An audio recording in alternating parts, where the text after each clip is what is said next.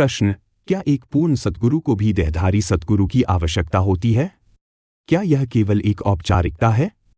वह पूर्ण सद्गुरु कैसे बने हैं? आप अपूर्ण से ही पूर्ण बनते हैं। जब आप पैदा होते हैं तो आप अपूर्ण होते हैं। जब आप सद्गुरु के पास जाते हैं तो आप पूर्ण बन जाते हैं। पूर्ण बनने के लिए आपको सद्गुरु की जरूरत होती है। अगर आप अपूर्ण न होते तो आप पैदा ही न होते। अपूर्ण होने का मतलब है कि जन्म लेने के लिए हमें कुछ कर्म साथ जरूर लाने होंगे। क्या पूर्ण सद्गुरु के लिए भी? वह पूर्ण तब बनेंगे जब वे शब्द के देह स्वरूप सद्गुरु की संगति प्राप्त करेंगे। इससे पहले वे पूर्ण नहीं हैं। जब उनका उस देहधारी शब्द से संपर्क हो जाता है तब वे पूर्ण बन जाते हैं। इसके लिए उन्हें भी ऐसे देहधारी सद्गुरु की जरूरत है जो उन्हें शब्द से जोड़ देता है। मिसाल के तौर पर कई प्रकार के अमीर लोग होते हैं। कुछ लोग सड़क पर काम करने वाले मजदूर थे जो करोड़पति बन गए। कुछ दूसरे खुशकिस्मत लोग अमीर खानदान में पैदा हुए और करोड़पति बन गए। जिसके पास दौलत होती है वह करोड़पति बन जाता है। वह दौलत चाहे उसे जैसे भी मिली हो, पैदाइशी, मिली विरासत में या मेहनत के द्वारा।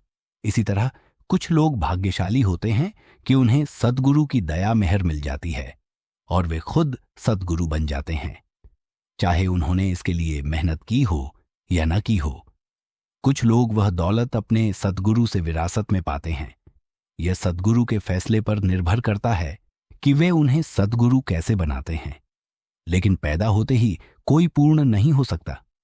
अगर वह पूर्ण है तो कभी इस रचना का हिस्सा नहीं बन सकता। जन्म लेने के लिए उसे कुछ हद तक अपूर्ण होना ही पड़ता है। फिर पूर्ण सद्गुरु के कर्म कहाँ से आते हैं? यदि वे पूर्ण हैं तो उनके कोई कर्म नहीं होते? संत कर्मों से बंधे नहीं होते, लेकिन उन्हें कुछ कर्मों के साथ आना पड़ता है। नहीं तो उन्हें माता पिता या भाई बहन कैसे प्राप्त होंगे? ये केवल उनके अपने कर्मों का सवाल नहीं है। इसका संबंध कई दूसरे लोगों के साथ भी होता है जिनके साथ उनका मेलजोल होना है। वे अपने कर्मों के मालिक होते हैं। हजरत ने कहा था, मैं जब चाहूं शरीर धारण कर सकता हूं और जब चाहूं शरीर त्याग सकता हूं। इसका मतलब है कि मैं अपने कर्मों की वजह से शरीर में नहीं हूं। मैं कर्मों का गुलाम नहीं हूं। मैं शरीर का मालिक हूं। लेकिन जब मैं शरीर में हूं तो मुझे कर्मों को भुगतना होगा। उनके माता पिता होते हैं, भाई बहन होते हैं, सहयोगी होते हैं। उनके कर्म होते हैं, लेकिन वे कर्मों के अधीन नहीं होते।